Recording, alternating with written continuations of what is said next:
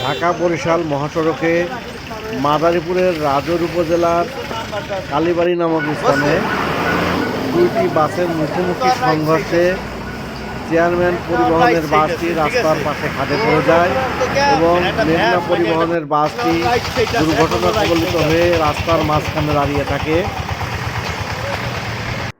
প্রত্যক্ষদর্শী সূত্রে জানা যায়, ঢাকা থেকে বরিশালগামী মেঘনা পরিবহনের সাথে বরিশাল থেকে ঢাকাগামী চেয়ারম্যান পরিবহনের মুখোমুখি সংঘর্ষ হয়।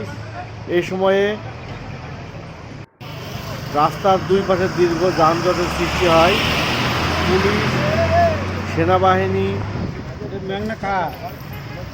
রাস্তা পরিষ্কারের জন্য রাস্তার সড়ক কাজ করছে। পরে হাইওয়ে পুলিশ ব্রেকার এনে দুর্ঘটনা কবলিত মেঘনা বাসটিকে রাস্তা থেকে সরিয়ে নিলে যান চলাচল স্বাভাবিক হয়।